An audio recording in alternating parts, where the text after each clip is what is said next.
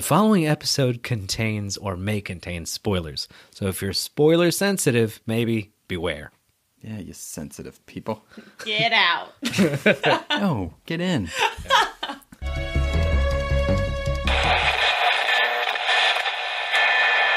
Capes on the Couch podcast is for entertainment purposes only. Dr. Issues is a psychiatrist, but he is not your psychiatrist and does not have knowledge of your individual situation. For any personal mental health concerns, please consult your own healthcare providers. For medical emergencies, please call 911 or the designated number in your area immediately. Remember that you are not alone and help is out there.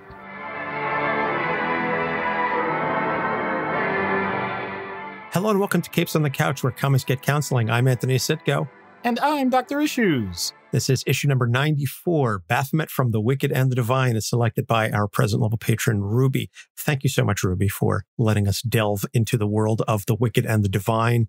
And this issue and this episode is special, not just for a number of reasons, not the least of which because it is our first foray into the Wicked and the Divine universe on a character level, but also because we have a very special guest with us. We'd like to welcome Jered from the Fantom Zone podcast. Jered, thank you so much for joining us. I'm glad to be here. I'm the guest. That's what I'm doing here right now. You are the guest. So as the rule was in my house growing up as a kid, I don't know about you, but you're the guest. So we have to play whatever games you want to play. We have to do whatever it is that you want to do because you're the guest. Cool. Nintendo. Let's do it. Yes. Love it. Love Perfect. it. So Jared, before we get started, why don't you tell us a little bit about yourself, a little bit about the Fantom Zone podcast, where folks can find you, all that good stuff. Well, okay. I am a Brooklyn stand-up comic. So that's unfortunate for everybody here. That's too bad. Not least of which because stand-up comedy doesn't happen anymore. So I don't know what I am anymore. I decided I'm just going to write a werewolf novel instead. So that's what I'm doing. The Fantom Zone is my podcast. I have it with two other people, Noah and Kayla. And we basically, as opposed to the smart thing that your podcast did, which was have like an intelligent sort of like specific lens, we were like, let's just do all comics. And so we decided to do that. But our approach is kind of a 101 thing. We like to take different sort of concepts or themes and then like, sort of like have a kind of 101 attitude, say, this is what we love about comics. And it's really good, we think, for the person that's like getting into comic books, but doesn't necessarily have that encyclopedia level sort of knowledge that puts them somewhere on the spectrum, if you know what I'm saying. So that's what we do. So you should listen to it. Well, we do. I do anyway. I'm glad to hear Yes, that. I definitely. Yep, and I made sure that I did the polite thing and listened to some episodes. I mean, I listened to every single one. Yes, of course. You have a I'm problem. subscribed. I am subscribed. I confess I haven't listened to you guys in a while, only because I typically listen to podcasts on my commute to work. And as my commute for the past 6 months has been a 30-second walk from my bedroom to my living room. So I listen to your podcast a lot up until the point that I recognized in the beginning, it says that you're not my therapist, which I was like, why am I listening to this now? You're not doing any therapy. I thought I was going to fix myself, but apparently I'm just supposed to be entertained. But it is entertaining. So I'm glad to. Porque no los dos? You know, we get a little bit of both. Hey, I don't charge you. Remember that. It's true. Yeah, that's true. It is for free. Last bit of housekeeping real fast. As of this morning, we are now, or as of the release of this episode, we are now live with our nominees for our 100th episode award show. So that is coming up in just a couple of weeks.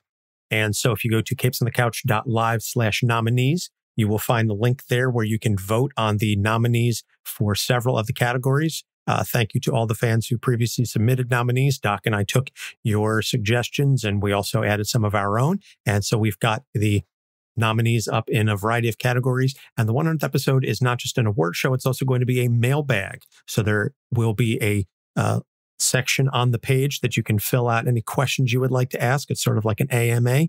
You can ask about the show. You can ask about characters. You can ask about me, Doc, any old topic, and we will answer them as honestly and as sincerely. And we'll do the thing where we don't really look at the questions. We just sort of like open them up and then answer. So there will be no, much like this show, there will be no thinking in advance. It's all going to be off the seat of our pants. Even more so than usual. At least we put like maybe a half hour's worth of thought and work into this show, normally speaking. The 100th episode is going to be no forethought. It's just going to be brain, mouth, words. Nice. So very much looking forward to that. So Baphomet from The Wicked and the Divine, as we will learn, Baphomet is one of several names this particular character has gone by. So Baphomet, created by Kieron Gillen, Jamie McKelvie, and Matthew Wilson in The Wicked and the Divine, number 2. He did not make his debut in the initial issue, but he was in number 2, July of 2014. He makes his debut in the London Underground, holding the severed head of the Morrigan, who is one of the other gods in the Pantheon. I'm not going to give you a whole rundown, but I do think it's important for those of you who are unfamiliar with the world of the Wicked and the Divine. Every 90 years, 12 gods are resurrected, and they take the role of, in this instance, in 2014, this recurrence, as it's known, they are under the guise of pop stars. They live for 2 years, they become worldly famous, and then they die. And then 90 years later, they get resurrected again. And so this is one of the many recurrences. And so, as I said, as of 2014, all of these gods are resurrected as pop stars. And so Baphomet is this goth rocker. He's very much in the vein of Nick Cave. Nick Cave and the Bad Seeds, for anybody who's familiar with that genre, that particular artist. Each of the gods is really styled after one or two very particular artists. And so Baphomet makes his debut in the book, holding the severed head of the Morrigan, who is another one of the pop stars. And so he makes a whole big show of it. And then he's interrupted by the Morrigan herself, who is not actually dead. And they fight until Laura intervenes. Laura is this fangirl. She's 17, and she is following all of the gods, all of the Pantheon, because she's obsessed with them. She wants to meet them. She wants to be one of them. Spoiler alert, she does in fact become one of them. So Baphomet learns of the Prometheus gambit, which is told to him by Ananke, who's sort of the caretaker of all of the gods. She oversees them, so to speak, and helps guide them into who they are. So he learns of this Prometheus gambit where a god can extend their life by killing another god. So Baphomet goes, well, I don't want to die, so I'll kill somebody else and I'll get their time added onto mine, so I get a little extra time. He initially targets Urdr, but then he gets stopped by the Morrigan. So then he focuses on Inanna instead. And as I said earlier, each of these gods are styled after pop stars. Inanna is Prince. There's just like some of them you're like, oh, this could be so-and-so. This is like an amalgamation. No, Inanna is Prince. Full stop. So it's later revealed that he didn't in fact kill Inanna. And so the two of them decided to go visit Laura. They witnessed Laura's transformation into Persephone. And it's believed from the reader's perspective that immediately after Laura turns into Persephone, Ananke kills her. Turns out she doesn't kill Persephone. She kills Inanna. Baphomet takes Persephone to the underground to hide, which is this subterranean realm of darkness and whatnot that Baphomet uses to hide from the rest of the gods. I know I'm really doing a piss poor job of trying to summarize this because the comic is so dense. I think you're doing well. Yeah. I mean, just to jump in, you can get the idea even when you mentioned the underground. The whole point is not all of these gods are, quote, benevolent gods that you would think of based on their mythology. So you're going to get some that are on the, quote, hellish side as opposed to the heavenly side, whatever. So yeah, that's pretty easy enough for anybody that's read any sort of fiction ever to understand. Baphomet and the Morrigan are definitely on the darker side of the spectrum versus somebody like Baal, who we discussed when we did the Wicked and the Divine Volume 1 trade paperback review for our patrons. So if you're a patron, you already know the beginning of the story because we did a whole episode on it. Well, this obviously extends beyond that. But Baal he's a baller. He's a lightning god. He's very showy. He's very flashy.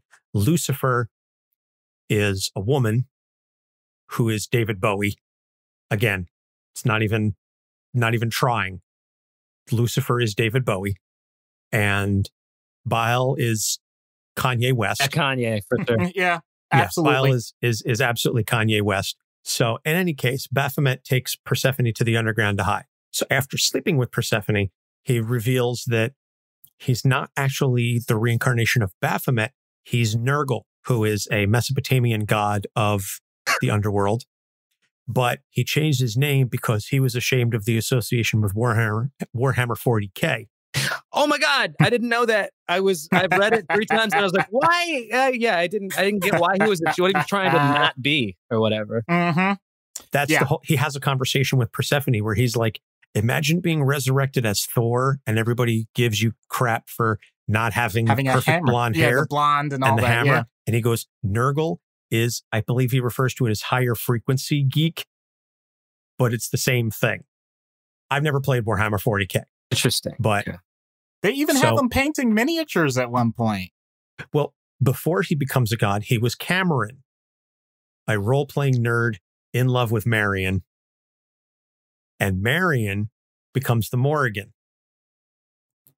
And again, I'm trying because it's okay. Because You're the story is told not necessarily in full chronological order. So I'm like, do I describe his chronological story and disregard the spoilers, or do I try and tell it in like publication order and then go back and do that? I'm doing my best, people, I swear. So he and Marian are a couple. So then he cheats on her. She gets pissed off. Ananke shows up, turns her into the Morrigan. She's still in love with him, though. She's still in love with Cameron. She convinces Ananke to turn him into a god. And he is pissed because he's already afraid of death.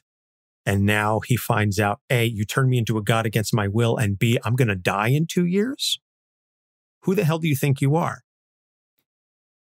So Persephone kills Ananke because, spoiler alert, she's the villain of the whole thing. So, or one of the villains, I should say, as we later find out, but I'm not going to get into that because it's not really relevant to Baphomet's story. And so you meant Ananke is the villain. Yes. Not Persephone. Right. Yes. I'm sorry. Yeah. Just to clarify, Ananke is the villain, not Persephone. Well, Persephone toes the line a little bit. Oh, don't they all? Yeah. Because none of these characters are pure. I'll just put it that way.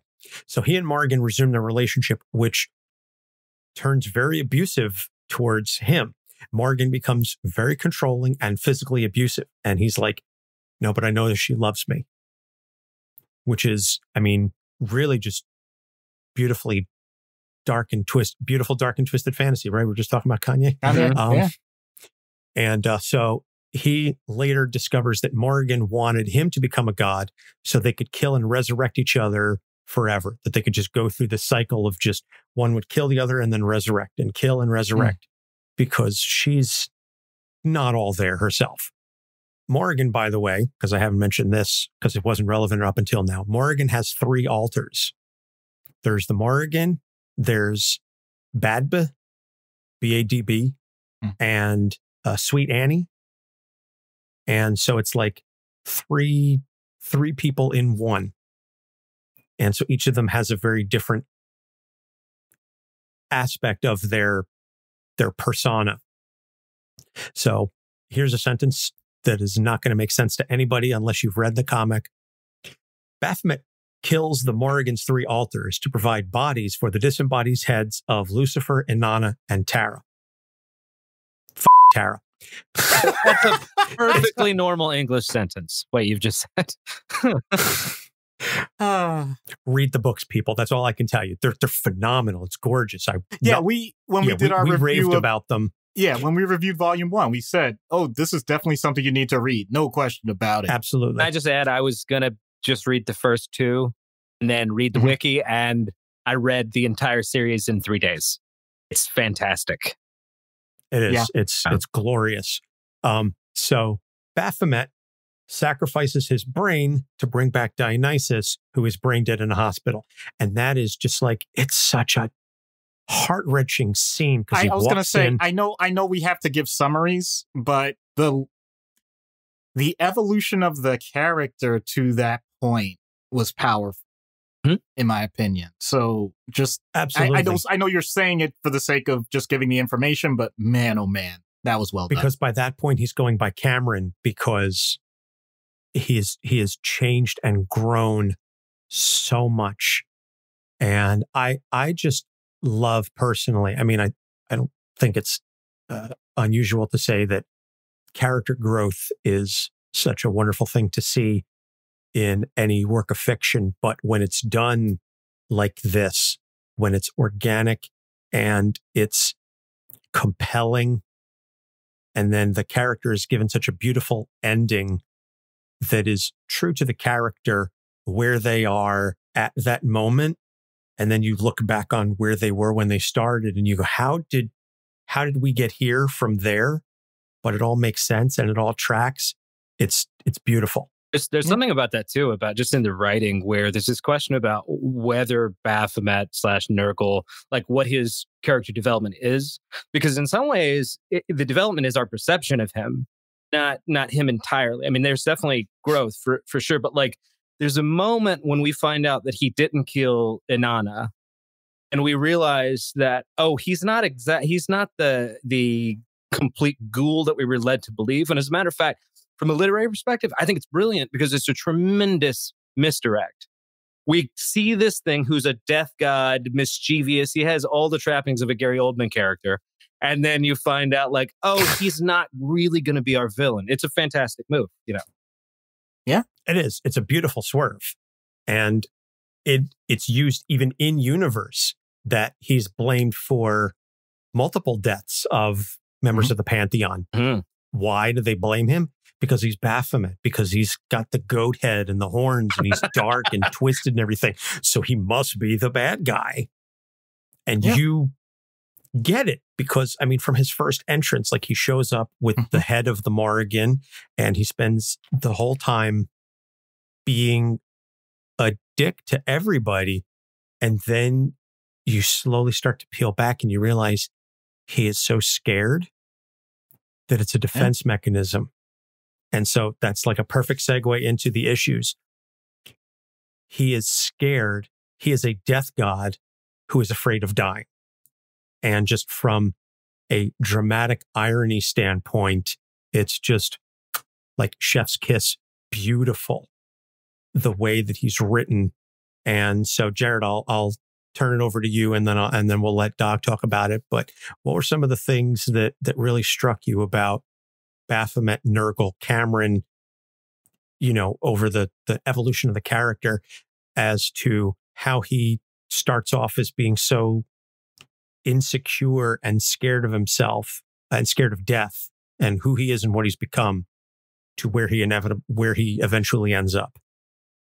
Yeah, I mean, I think one, they're all kind of afraid of dying. It's this sort of like frequent part of this book that sort of Damocles is sort of hanging over all of their thread. And in the book, Ananke tells Baphomet / Nergal about this possibility of evading it or something like that. So then he has to go after it. But I'm more interested, honestly, I wouldn't suggest he's not afraid to die. I think they all are. But I'm interested in this sort of impulsive attitude he has, where she knows about him that if I tell him this, he's the one that's going to act out on it. And there's something really fascinating. Look, I spent a lot of time in reading about Nergal and what he's really like, the mythology. And what's really interesting about Nergal is that he's the god, he's almost a destroyer god more than a death god. He's a destroyer god who is ruled by impulse and beyond reason. So not to redeem, not to be sadistic, he's like sort of destructive because it's in his basic nature. And there's something brilliant about him going and doing this thing and then realizing he's not sort of ignoble. And I think the impulse runs out and he decides not to do it. He's very chaotic. And I love that about the character. Yeah. Doc? Wow. I could have sworn you said that you don't have intelligent conversations brought to your podcast, because that was excellent point. It's done. Always smart to tell people you're dumb. Always. Amen. I've lived by that for much of my life. So to expound upon that, and I'll be blunt. You just gave me an education on Nergal, the mythology of it itself. He's great. Yeah, I mean, I'm familiar with Baphomet, but also to get back to Anthony's point as well. when it comes to humanity, we all have a sense of finality. We know that we have a certain amount of time. There's, though, this roulette component. We don't know when. We have no idea. We have a general vague notion that it's going to be, at least for the people that are on this podcast, hopefully years and years from now, as opposed to if we're talking to someone in their 80s or 90s, they know that their time is finite in theory. And in this case, we have people that have set deadlines. It's a contract, basically. So when you have that, I kind of draw the parallel to someone, let's say, unfortunately, and we can relate it to the whole comics and geekdom in general with someone like Chadwick Boseman that just died. He was 43 years old. If you had that idea, if you said you have stage 4 cancer, you know you're only going to have maybe not as definite as 2 years, but you know it's going to be relatively short. That's going to change your perspective on just about everything you do from that point forward. In other words, you're going to, in theory, put more energy and effort into certain interactions and certain things that you probably didn't prioritize as much before because you thought you were going to have more time to do them later. You're going to push them to the forefront. You're going to do them now. You're going to take those chances that you wouldn't have taken, in theory, because you had so much more. You didn't want to lose everything. Like, well, now what do you have to lose? Everything just gets completely turned around. So for someone like him, you already have that human nature of being afraid of what the unknown is, what the end is, because once again, they're gods per se, but a lot of us in general still struggle with the idea of an afterlife and all sorts of things. So we still don't know what's going on with that. You throw all that into the mix and say, by the way, all of this stuff that you thought you had the opportunity to just like push to the wayside, it's now being drawn to you at a moment in time that you never expect. So in that sense, the amount of anxiety, and he goes through the full gamut of what I think are the stages of grief, like just, temporary depression. Yeah. Processes it super quickly. Yeah. It's actually really fascinating. Do you remember what Inanna says to him in a way I think that prevents his own murder? Do you remember this? I thought I read it twice. Tell Baal that I loved him? No, well, that too. That's a very sweet thing. But I thought it was compelling because he says, and I think this is maybe how he processes this, is like, it's not going to matter. Like, you can have a year, you can have another year, but you're not living now. Like, you think you're going to be happy if you make it 2 more years, if you make 3 more years. It's a profound statement. And I think it comes out of a lot of mythology, which people realize very quickly. If life is just about living longer, if just extending it, then if it's only about how many moments I get and like the pleasure points on those moments, if that's all I've got, then it's eventually going to be pointless anyway. So there's something really smart about this character saying, look, I'm not, even though it was my inclination, like them or me, I'm not going to kill anybody because it really ultimately wouldn't create any more meaning. There'd be no point. Yeah. It's the ultimate anti-nihilist argument. Yeah, absolutely. Yeah. And quality over quantity. And Doc, I mean, I got a lump in my throat when you brought up Chadwick Boseman. That hit me. That death hit me very hard. And I can only imagine the impact that it had on a number of our listeners and you as well. I know we had that was that was pretty darn hard. But to the same point, up until his death, I mean, he didn't have much of a social presence for the last few months, but even the last video that anybody ever saw of him, I didn't even know that existed. And when I saw it, I realized like, oh, this is a man, and it is directly related to this topic. Like, this is a man that knows that his time is short. So whatever energy he has, okay, he'll do what he can to put it forward with something that he thinks is worthwhile, and darn the consequences. And the fact, give me 43 Chadwick Boseman years over the 900 years that Dick Cheney is going to live on the 900 hearts that he's taken from children. Way better. True story. Absolutely. Yeah. I will not argue with you there. So the next issue is something that I had started off with, an idea that I had, and then Ruby made a suggestion in the Discord as to some of the things that she wanted us to discuss. He postures as to what he thinks masculinity should look like, as well as what he thinks Morrigan wants. He starts off, Cameron is this role-playing nerd. He's, I don't want to say shy, but he's got that, he embraces the geekdom. And then on another level, then you have Baphomet / Nergal, who never wears a shirt. You know, the abs are open. He's, very much about the physique, and it's all about the posturing. It's all about the presentation and the style and everything. And it is such a change from who he was to who he ends up becoming, that the contrast is just startling. So I don't know who wants to take that first, but it's just from the masculinity standpoint, because I know that there's another issue that we're going to get to in a little bit, but it's just a masculinity issue. Yeah. Well, for just about every derivative that we can think of, time ad infinitum, is aggression is maledom. That's what we are. And any way that you can display that, all the better. So whatever the modern zeitgeist is, that's what you're going to see. That was the whole point of it. In my opinion, that part is pretty simple. The fact that it's his perception of what that should be is even greater, because, to make the Spinal Tap reference, he takes it to 11. It's not just whether or not he's looking at, I don't just need to be a male. I don't need to be an alpha male. I need to be the alpha and the omega, and make sure that I take the spotlight. And if anybody questions it, I will find some way to either humiliate them or destroy them or whatever. Just to give that impression. That's the thing, the perception of it, just the display.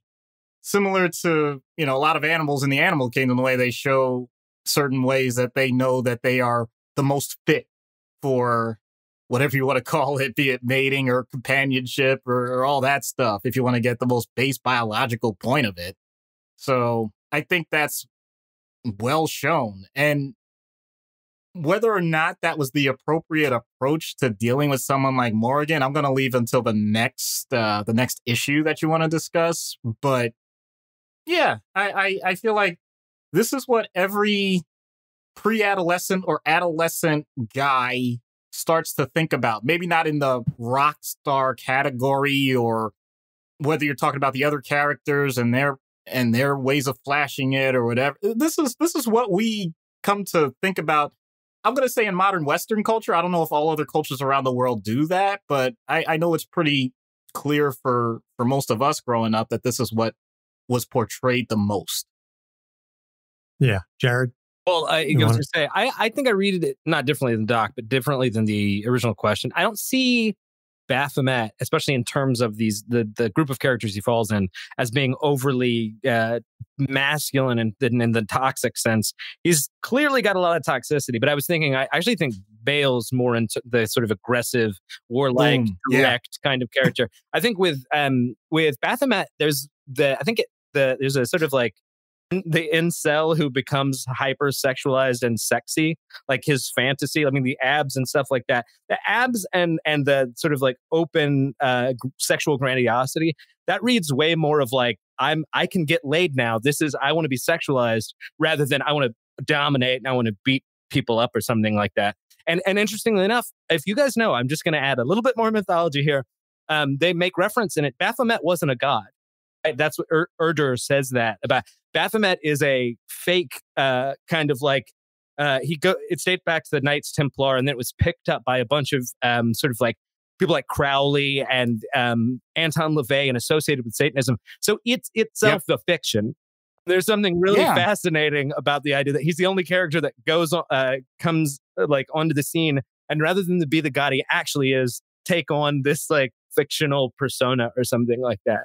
Okay, I didn't know how to shoehorn that in, but that is a wonderful point, because the whole Baphomet thing with the Templars was perhaps even a miscommunication when, during the Crusades, they were dealing with Islam in such a high standard that there's a translation of Muhammad that kind of like, it was a miscommunication. In other words, the translation for Muhammad can also mean other god or false god. So by the way, how lovely are you to call it that instead of it being a racist caricature?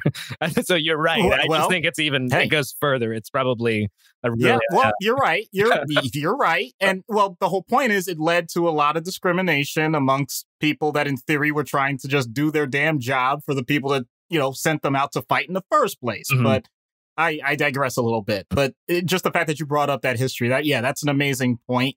But also, I think that does relate back to the character a bit, because you already mentioned the idea of an incel now getting to live this kind of hyper-sexualized world. It also points out that what are people's expectations of someone in that position? In other words, can I really tone it down? What happens then? Yeah. I can't exactly just say like, oh well, you know what, I'm gonna not tour as much, or I need to take a sabbatical. Like no one's gonna really react to that. So it does kind of shoehorn him in, and I think a lot of people end up in those circumstances where they're like, I have a good thing going here, so what's my exit strategy? How do I turn this off? Well, in theory, they die. Also, I mean, that's that. To defend him a little bit, he's the high summer sun that scorched the earth. This is the burning god who went down into the underworld to dominate. And don't get me wrong, I'm not. There's nothing wrong. There's something problematic about overly indulging that. But they're going to be dead in 2 years. Like some boldness is to be expected. Like, do we hope they were going to sit at home and wear cardigan sweaters for 2 years and like have like soft British commentary? Like, no, of course it's going to be some bigness and things like that. So he's ends up being profoundly more in touch with himself in a certain way to Doc's sort of like expertise. And I'm sure we're going to get to this to a point maybe like where he becomes codependent and it itself becomes its own pathology. So. Well, I was literally just about to say, let's just dive right into the next topic, which is his relationship with the Morrigan, which starts off when they are Cameron and Marian. His parents die, which leaves him incredibly distraught. So then he cheats on Marian because now he's hurt, he's lashing out, and there is certainly some codependency there prior to the recurrence, prior to their ascendance as gods. And then when Marian becomes the Morrigan, then she pleads with Ananke to say, please, he should be one of us. And so Ananke's like, okay, I'll give this to you. And he didn't want that. He didn't want to become the god. He didn't want this power. And I know that we talk all the time about, Doc and I talk a lot about the notion of heroes that end up with powers that they don't want. He's not only got the godhood that he doesn't want, but now the death in 2 years. But back to the relationship with the Morrigan, it then becomes abusive from a woman to a man. And I know we discussed at length when we did Hank Pym, we talked about the stereotypical, we talked about the slap and we talked about the stereotypical male abusing the woman. This is and I don't want to describe it like this, but it's such a well depicted instance of domestic abuse from a male perspective that we don't often see in fiction. And a lot of times when we do see domestic abuse from a male perspective, it's from he's henpecked or he's made to, it strips him away of his masculinity. It strips him away of his agency. And the woman is painted as this domineering type person. And it's played for comedy. There's no comedy here. There's no humor in this. It's all done dramatically. And I just want to get your takes on this again from two men, what it felt like to read domestic abuse from a male perspective. Well, first of all, thank you for calling me a man. That's what a compliment. But no, it's honestly, what's interesting to me, given some of the context, Kieron Gillen's super smart here. This is also, among other things, a smart feminist move. It's a retelling of the mythology itself. If you don't know, and most people didn't, and I didn't 2 days ago. Anyway, Nergal gets his underworld kingdom by invading it essentially on request and threatening to cut off the head of this god Ereshkigal, who was like the death goddess or something like that. And so he begins in a kind of like the despoiler of the queen, kind of like aggressive, again, the threat of violence against women. And so I think Kieron Gillen sort of turned that on its head and now made him the sort of abused character. I as far as the implications, I mean, you know, I think that like a lot of codependents, his notion is that he's trying to save her, that he think like it's this sort of pathological self-sacrifice. I love her so much, she hurts me, but who would she have without me? Kind of a thing. And again, I mean, now what are the implications of making man, the guy who's generally the more domestic abuser, the victim here? I don't know. I mean, I think some people would say maybe that sort of like shines a light away from the issues that really need more light on them. On the other end, it's also a really sort of smart sort of take on the fact that the patriarchy is dangerous to everybody. It's bad and toxic for men as well. So I don't know. It's as I really, if it wasn't for this podcast, I wouldn't have gone back and really thought that through. And yeah, I think it's a tremendously interesting move. Well, thank you, by the way, for also, before, I don't want to cut Doc off, I'll let you get to it in a sec, but I read briefly about the marriage of Ereshkigal and Nergal, and it's basically, you know, he ends up being forced to marry the goddess of death, and now he's trapped underground, which is what happens with Morrigan. So it's this beautiful, like, extra meta layer.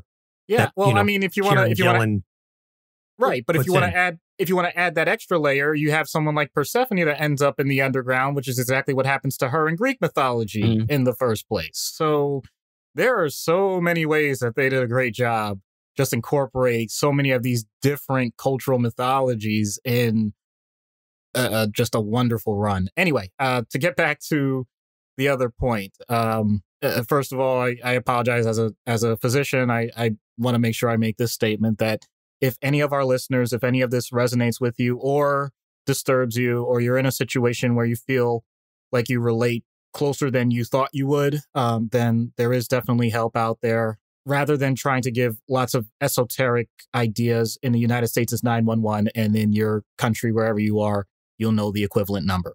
So I'll just get that out of the way right now. To get back to more nuance to the topic, I think Jered hit it right on the head, that this is a situation where when someone is truly codependent, the idea is that I bring something to the table, you bring something to the table, and there is no way that either one of us could survive without the other.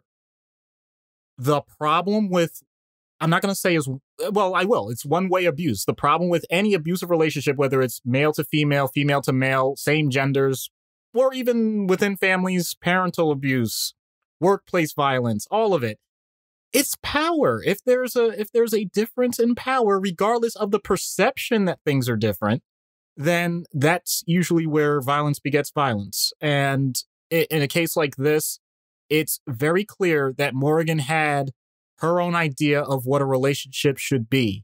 And the second that plan for a relationship was destroyed, and in this case, I think the main impotence was the sexual activity involving Baphomet. And I'm not advocating cheating, by the way. I'm not saying that. I'm just saying that the idea that her dream wasn't happening the way that she thought it would, and she had no mature way of handling that, and therefore she reacts in a way that is incredibly destructive. And Baphomet has no proper coping mechanism at the time to figure out how to exit what's clearly an abusive relationship. And so he stays. It ends up in this cycle that everyone else around him sees, and that in my clinical experience, I've seen it to the point where it's delusional, where staff in my hospital have been attacked because they called adult protective services for the sake of protecting the person that was being abused. And the person being abused attacked the staff. That is how defensive a person can be about this. So I think that's independent of gender. But to bring it back to the previous topic that we had, the expectation of masculinity in certain circumstances can influence that even greater, because now it's not just I lack the power in the relationship, it's I lack the power of the general societal expectations of what I'm supposed to be. So you add that on top. Yeah, you're adding shame at that point, which is which is far worse. Absolutely. Yeah, I think I also wanted to add, and I think Doc will appreciate this, that there's this problem also that all pathologies have some basis in normal psychology. And there are oftentimes exaggerations. People think of like cancer being the growth of a healthy cell. And the reason I think certain people are so susceptible to codependent relationships is because they look a lot like when we talk about love. We talk about great commitment. I mean, like, you know, being in love. Well, of course I'm supposed to be miserable. Of course it's hard. Like if I'm doing this for the person that I love and things like that. And I think that's also why he's such a charming character. Because, you know, it's like, oh, look how committed he is. Look how sacrificial he is and things like that. And then we get this really smart version of like, okay, yes, but take these beautiful traits and now put them in this awful context. And you see exactly how poisonous they can be. Yeah, it's, again, I keep saying this and then being like, man, it's a good work, huh? Man, what a good story it is. But it's very good. No, but you're absolutely right. Anything can be beautiful from a certain perspective. And I think it's a testament to the writing that we get to see that, and that we're getting to have this discussion about how something like the sacrifice and something about like the devotion to someone can be so destructive. Something so intended to be so beautiful can be so destructive. It's I love you so much, I'm willing to destroy both of us. But that's how much I love you. I mean, that's how this stuff gets conceived. It's dark. Oh, definitely. Definitely. And, you know, again, Morrigan is literally keeping him prisoner at one point in the underground. Like, you know, and then later on in the stories, like she's forbidding anybody from seeing him. As soon as she finds out he's even talking to Persephone, she flips her lid. And it's just that nature of control. It's, for Morrigan, it's, I love you so much. I want the best for you. I'm not going to let anything ruin you.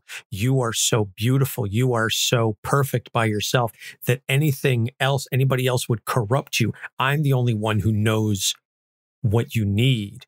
I'm the only one who knows what's best for you. So she's got it warped in her head. And I'm certain that we could do an entire episode on the Morrigan. We could do an entire episode on literally all of them, but there's definitely an episode here on the Morrigan at some point in the future. But the idea that she loves him so much and she's like, I want the best for you and nothing else. I want nothing but the best for you. So you get nothing. Yeah, it just so happens that the best for you is like to be under my domination and, you know, even if it's really negative, bad for you. But what a shitty thing to say to somebody. The best for you is pretty bad. It's apparently the worst for almost anybody else. Yep. Yeah. So the last issue, and something that I had alluded to somewhat earlier, and this is a question that Ruby had, was an identity forced upon him, or did he refuse the identity gifted to him and make his own? Now, I think it's a situation where he said, Nergal? Now, screw that. I'm going to be Baphomet because I don't want to be laughed at because of his preconceived notion of who Nergal is and the name associated with it. But it's the idea that he chose to disregard what he was given and create something out of it. And I know we touched on it briefly with the Baphomet and false god and everything, but just again, from a writing perspective, I think it's beautifully done. But Doc and Jered, if you want to talk a little bit about what it takes to say, I've been given this gift, but I want to turn it into its own thing, or I want to do it my own way. Yeah, I mean, I don't buy the literal level of the text, because I think that, I mean, I think Kieron Gillen's smart enough to know that that's just not plausible. In other words, he doesn't want to be called Nergal because there's some reference to some sci-fi thing out there. It's like, if there were real gods in the world, they would by far be more, like, it would rewrite how people saw that. It wouldn't be, we couldn't get past, like, well, this god's got a silly name. It's like, in other words, like, I think it would be the main thing that other things referred to. Point being is, I think it's a much more sort of emotional sort of case where he wants to be something else or something like that. And honestly, there's so much self-sabotage to this character. Again, I think it's an interesting inversion, because Nergal is supposed to be inflicted death and disaster. And it turns out he usually points that self in this character interpretation on himself. So yeah, I think there's a certain level of self-sabotage here. Yep. I don't know if I have much more to add to that, because the idea that you are giving a certain situation, setting, location, opportunities in life, talents, all those things blended into one. And then when you finally have some sort of autonomy, you say, you know what? Screw it. I'm just going to make a left turn. I'm going my own way. I got this. And that's going to throw everybody off. You're basically saying, I'm willing to throw away my entire... I'm bringing it back to humanity, because talking about gods is kind of boring to me in that sense. I know that sounds weird to say, but no, the idea that there's a certain setup in life, and I'm not saying that everything has to go one way. That's not my point. My point is that if you take every single aspect of that and you just ignore it or push it to the side, and you do that for too long, you lose your support system. You lose the inherent things that are going to make life, whatever you want to call it, better, easier, simpler, more worth it, all those things. You're taking a huge risk. And as Jered has pointed out, that's kind of the point of all of this, that there's nothing wrong with taking risks, but at the same time, you can take calculated risks. Why do you have to throw everything away? So I think in situations like this, when you're asking, is the identity forced upon him? Did he refuse it? I think he basically said, I'm not even going to address the question. I'm doing whatever the hell I want. So when someone does that, it really makes it difficult to pinpoint what the next step is in terms of how that interaction is going to be. I'm going to give just like this real generic example. If anybody on this podcast listening or our current group together has had that one person, that one friend, or maybe we are that one person, I'm not naming or calling out myself, where once in a while, every few years, you just kind of say something or do something that seems totally out of character for yourself. Like, just people are like, why on earth would you even try that? Or why would you do that? And some people, it works out great. And it's like, oh, wow, if you never took that chance, you wouldn't have made that money. Or, wow, if you didn't do that, maybe you'd still have a marriage. Like, there's so many variations on this sort of thing. I think it's inherent to what we do over the course of long periods of time. We're good with relationships in general. We're not good with stagnation.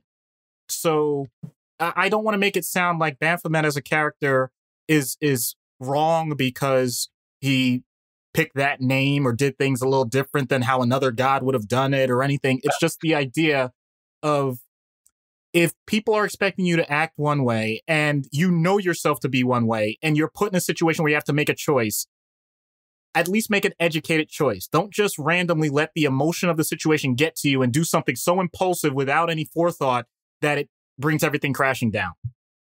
Can I add too? I think it's worth questioning this idea of this massive distinction between something like persona and something like the real you. Like, the real you is a relatively dangerous concept, right? I mean, like, there's this notion we like that there's secretly a me in here that has a certain nature. It's very specific. It has an essence. And then there's the fake social me that's out there, and it's a figment and things like that. And in fact, I think both of those are a little sort of like untrue, or they're mutually informing or something like that.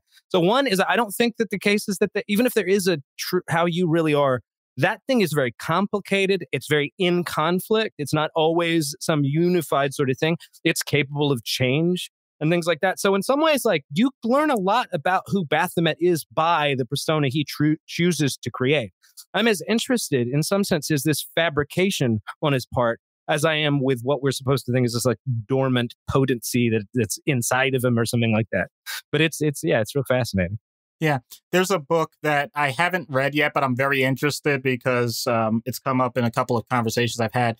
The name of it is Personality Isn't Permanent by Benjamin Hardy. And that's kind of the point. The idea that, and psychiatry and psychology is guilty of this, where sometimes we create this kind of lockbox figure of, this is how people are and this is who you are. Once you say that, certain things are never going to change. And the more we study it, the more we realize that that's not true. It's just more like it's like quicksand or just a mix of different things. Like certain things are going to move faster than others at certain points, but it's always going to be flowing. And we're constituted by the world as well. We're not just, even if there wasn't just an amorphous interiority to us, we're also informed by the world. Our brains are created in some sense by the worlds they find themselves in. There's something really interesting about the way in which the rest of the Pantheon makes Baphomet go into the Morrigan's clutches. Not to say that they're totally responsible, but in some sense, he's regarded as this like distrustful, evil lot or something like that. And so he finds himself. So I think in certain ways, like the circumstances before their relationship may have also constituted him. And man, I love this book. And there it is again. It's interesting though, because I'm not adding to the conversation. I'm just saying this type of thing that we're talking about is really on the forefront of mental health, because for the longest time, we have really been trying to pigeonhole so many things into a construct that I think is going to end up being destroyed within the next 50 years. And I'm all for it, because my opinion, and I'm not going to lose my license over saying anything, but my opinion is that we have such a very basic and rudimentary understanding of the mind, let alone the brain. And yes, I think there's a distinction there, that we are just scratching the surface. So I love the idea of books like this, because they challenge so much of what we consider to be quote unquote living, humanity, all the things that make us us, and just stretch our imaginations to help us understand a little bit better what it is that we can't put words to. Well, getting back to the point, first off, I love this discussion, and Jered, you are welcome back on the show anytime. Seriously, we're not even done with this, and I'm saying you can come back on the show literally anytime. I love to. This is great. But the thing that getting back to your point about the fluidity of persona and personality is, I think that's something that certainly everybody can relate to. You are not, at least from my perspective, you're not the same person you were 5-10 years ago. You're not the same person, Doc, you and I are not the same people that we were in high school, and I'm sure that the 15-year-old versions of Anthony and Doc would look at where we are now and be like, that's cool that you guys are still friends, but wait, you've done what now? You did Tough Mudders together? Neither one of you are jocks. Neither one of you are, like super athletically inclined. You've done what? You're doing a podcast? Like, especially, and I'm not saying this to denigrate on Doc's side, especially on Doc's side. What the hell are you doing, man? That would be like, okay, cool. You're speaking for a living? Are you serious? Your job is to talk to people on a regular basis, have deep conversations. What the hell is wrong with you? But like, that goes to the point that I'm making, is that it's organic, at least in our cases, it's organic, and it makes sense of the character. And that's the beauty of where Baphomet is / Cameron is, depending on where he is in the story, he's going by Baphomet, then he's Nergal, then he's Cameron by the end of it, because he comes back around to accepting and embracing, like right before he goes to Dionysus, to sacrifice his brain to resurrect Dionysus. Like, Persephone calls him Cameron, because to her, that's who he really is. And she's speaking to him. She's speaking to the person that he is at his core, not Baphomet, not Nergal, not this performative nonsense, who he is at his core. There's a profound optimism to that perspective. And I think also we can relate it to your podcast in a way, because I think that clinical practice, especially in terms of talking therapy and stuff like that, the underlying sort of value to that, I think, there's different traditions, but even since like Freudian insight is the idea that you can give people agency by them understanding something about their condition.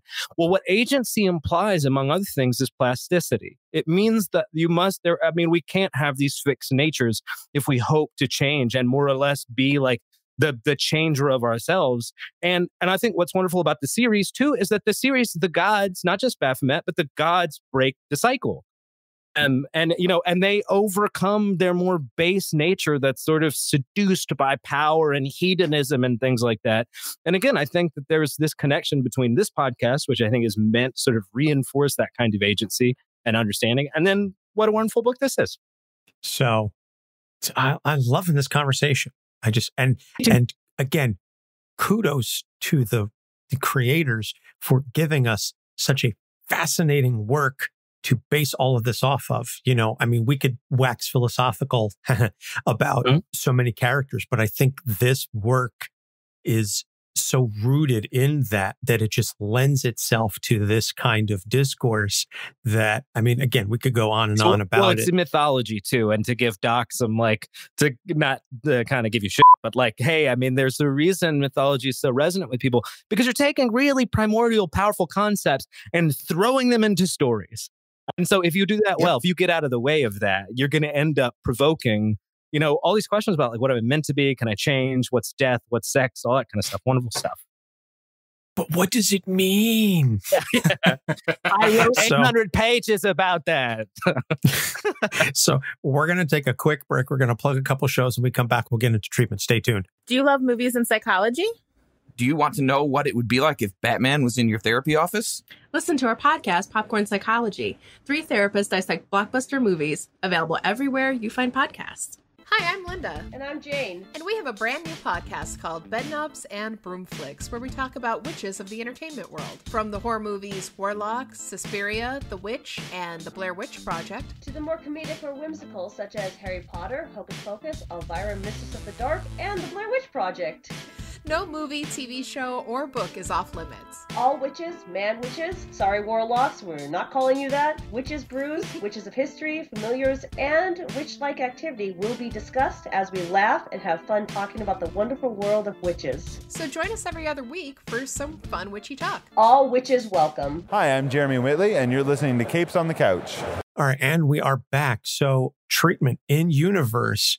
I'd be very curious, Doc, what your suggestion would be for treatment for Baphomet, and if you would go from the mindset of you only have the 2 years, or focus on the, if you would, well, I guess I was going to say once the cycle is broken, but by the time that happens, he's brain dead. So let's focus then on the in-universe.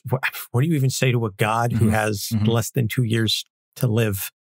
Yeah, I was giving this a little bit of thought earlier. I feel like I've used this technique before. I think I would need a mole.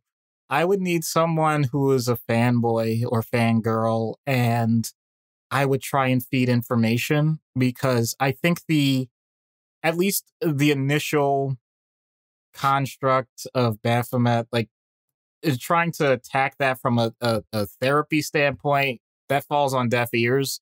I think it's more along the lines of just saying, sucking up, or finding a way to do that initially just to get in the good graces. And then from there, just gently nudging, which is pretty much what a lot of therapy is nudges, not hits to the head, letting them know that there are other things that might be as effective in terms of their emotional state as well as their interactions with others.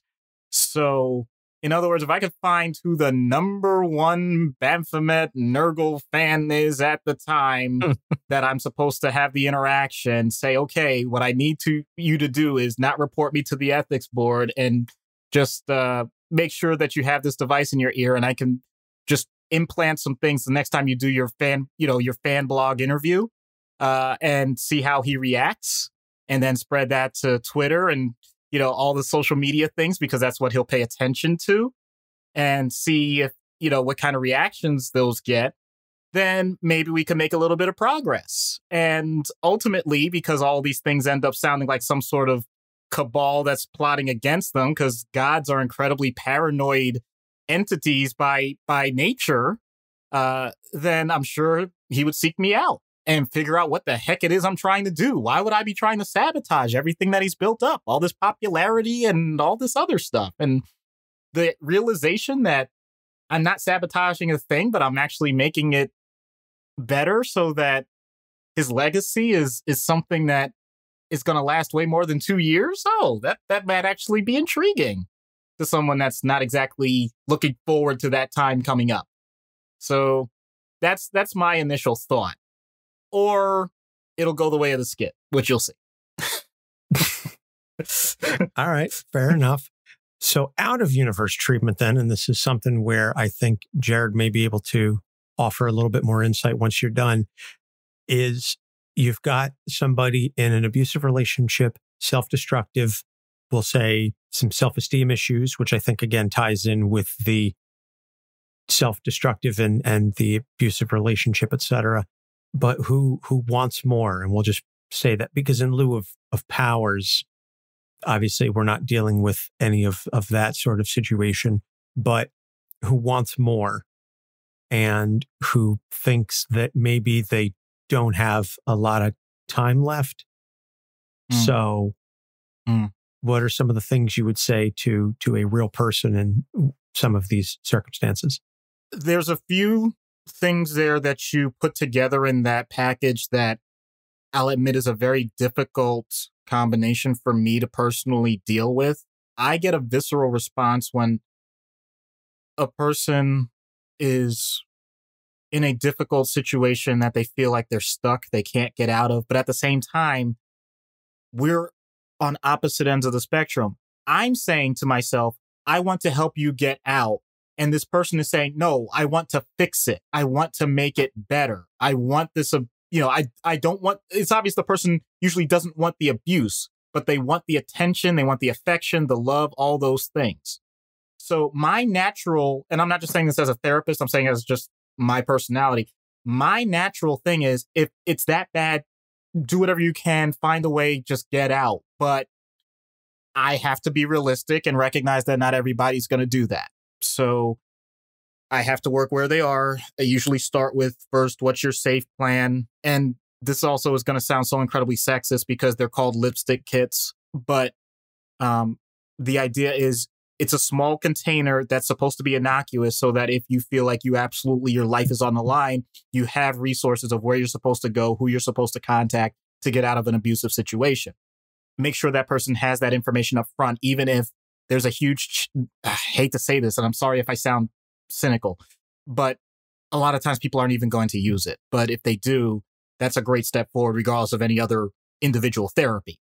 To get to the therapy side, it also has to do with when you say they want more, well, more what? Do you want more in terms of personal relationships? Do you want more in terms of your job? Do you want more in terms of your health? It's sometimes people come in and they just basically expect everything to be switched up around, and we have to make it much more granular. So my first thing is it that you want to have more sex? Do you want to, not get yelled at every day at work? Create these tiny goals. Start with that and work your way up. And more importantly, make it so that the goalposts, everybody has heard these terms, SMART goals and stuff. I'll be honest, I didn't learn it that way, but it does kind of come down to that metric. The idea that what is the one thing that you can do today that you didn't do yesterday that might make things a little better for yourself?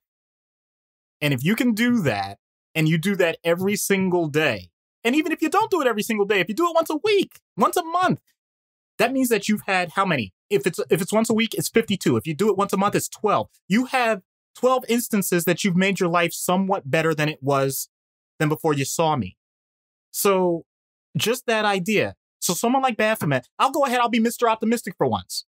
So we're saying 2 years, whatever. I know we're talking about humans now. If we're talking like 2 years, what's one thing you can do every day? That's 700. Oh my God, that's over 700 opportunities to make your life slightly better. I can't imagine the types of things that a human being could accomplish if we actually were that intentional. So I went from being the total cynic to the total optimist there. But that really is how I like to approach people like that, because if I don't, my own personal cynicism will drag both of us down. That's been my experience with these types of cases. And they can be incredibly frustrating because sometimes you'll see progress for yourself in terms of how they're describing what's going on, and you'll say, oh, that's great, that's wonderful. But because they are not reaching what they thought their goals were, they'll get discouraged and say it's not enough. Like, just please, just keep going with whatever it is you have now. Don't worry about what you want later. Enjoy what you have now, and we'll work on the rest. What was the question again? No, that's wonderful, by the way. I'm awake. The answer's 12. Yeah, exactly. But was the idea we're just trying to speak to this issue about this rather small issue, is life worth living? Is that the issue at hand? I mean, kinda.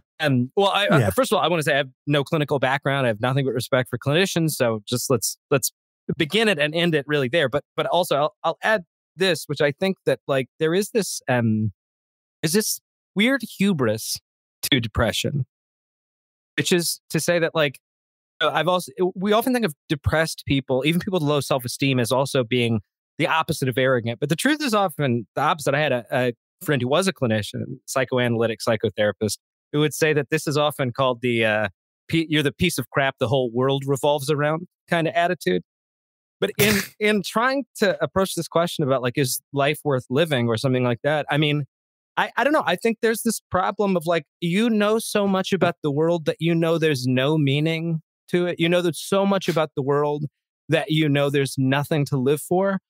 When people have very serious sort of occurring at a bodily level forms of depression, what they should do is get help, go to doc, call the numbers they should. But when we get to these latter stages, there are also issues of meaning. That same guy was my mentor in philosophy. He used to be a clinical psychoanalyst.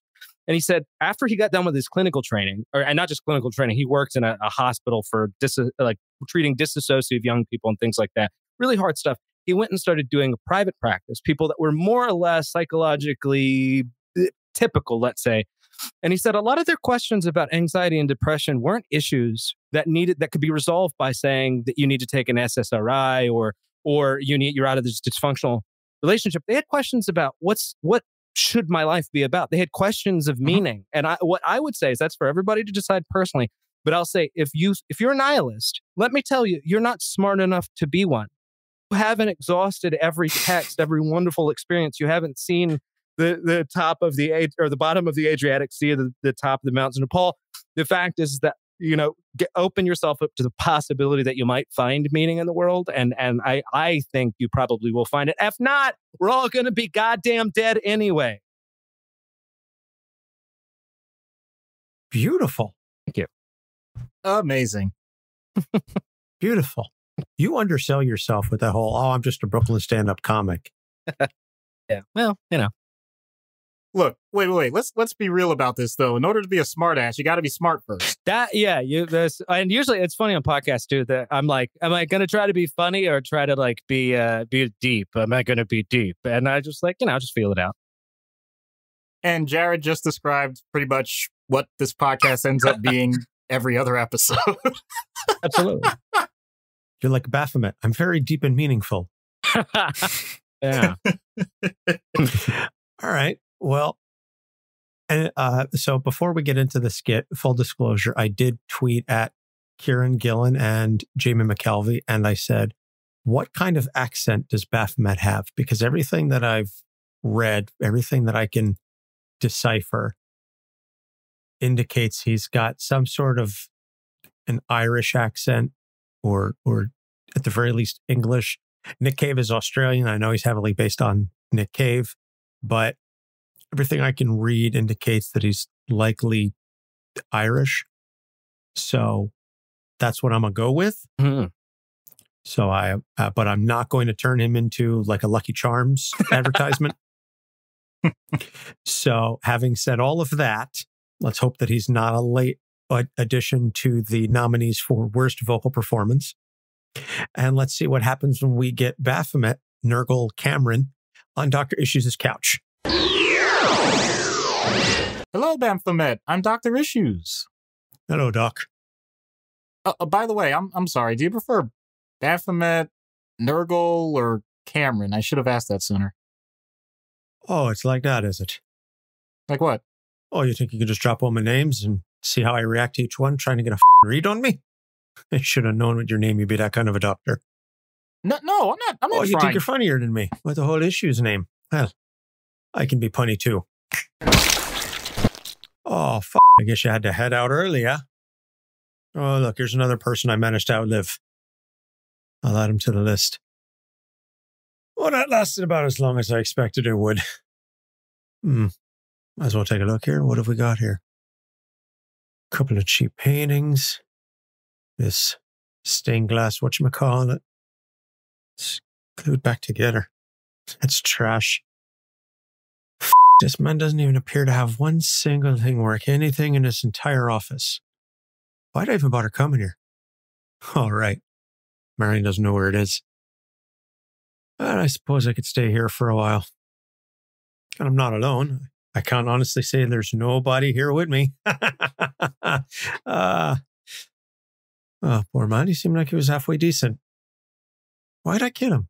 Oh, yeah, taking a piss. For me, anyway.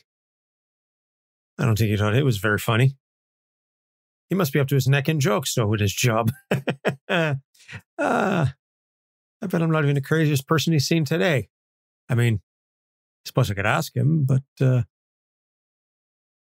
why am I even still here? I'm wasting time, and that's something I definitely don't have much of these days. I guess I'm just trying to kill time until it finally happens. I get it, Doc. Kill time. Yeah. All right, I'm sorry. You really didn't deserve this. Okay, fine. I'll bring you back.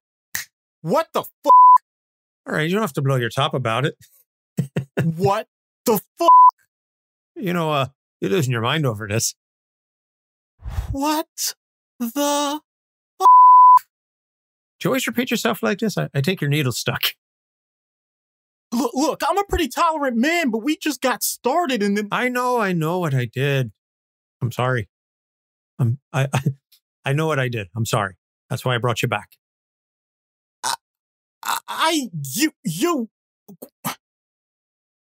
Well, I can't say I'm not grateful that you brought me back. Can I ask why you even killed me in the first place? It was funny. No, really, why? Well, seriously, I wanted to chuckle. Humor's about subversion of expectations. I mean, you didn't think I'd kill you right off the bat in a session. That's funny. Oh, if it were anyone other than me, honestly, I'd be laughing. Laughing your head off. You might be the only person who enjoys making puns more than I do. All right, look, now that we've gotten all that out of the way, what can I do to help you? Are you a god? The Ghostbusters fan in me really wants to say yes, but I'll answer honestly and say no. Oh, well, it was worth a shot. If you were, it might not have brought you back and taken the time. Huh? It's not even worth explaining. So, I'm a little messed up, but I'm going to be a little radical here, and I've never said this to a client or patient before. I usually take a measure of restraint because patients have gone after me before, and I don't blame any of them. I mean, a hurt person hurts people. So every fiber of my being right now says just end this, but I'm going to admit that I'm at your mercy. The reality for all healthcare professionals is that we're basically your servants. We want to help. We're not your bosses. We're not your family or your friends. We have an oath, a duty, like basically someone like me, I'll take that to the grave with me. And if you really needed a piece of my mind that badly, then I'm thankful I was able to give it to you in rare condition. Hey, you just tried being snappy and insightful and process your own emotions and placate me. And that was the best pun yet. I'm glad I could meet your expectations. So now, I've done my homework about that abusive situation. Oh, no. You don't get to be all joking and make something so serious come about. Well, that's what you did with me in less than a minute. I mean, I'm sure you could do it again, but the same jokes get tired after a while, right? Look, you could keep the rock star gimmick, but gotta refresh the show, you know? You made it clear it's too early to dive deep for you, but just remember, okay? If I'm not getting through that skull of yours, some other god's gonna crush it. So that's it then. You give me advice and I still do my thing. Well, only you could change yourself, but you're a god. You can change anything, right? Oh, did I miss the part where you got negative 50 HP in exchange for infinite mana? Cameron would thank you for that. But hey, I learned how to have a bloody good crack. You got to give me that. Well, that was interesting. I'd never done an Irish accent on a podcast before, so I can check that one off my bucket list. It's funny, though, because I always said that if I ever did an Irish character, like if we ever get to do like Banshee or, you know, like a really Irish, like a character where I know that they're Irish, I have an idea for the beginning of the skit that is like totally humor based and probably would have fit here with this character, but I just kind of wanted to jump into the he kills you right off the bat kind of thing. He definitely blew my mind. Oh, but I did not blow your mind this time, didn't I? The Delphonics. So, recommended reading is the entire Wicked and the Divine. Just read it. That's right. Just read it. There's like 40-something issues. You can blow through it in a couple of days. Please go read it. It is amazing. Just read it. Read the whole thing. So, next episodes are Killer Croc, Black Adam, and a thematic episode on Strangers in a Strange Land.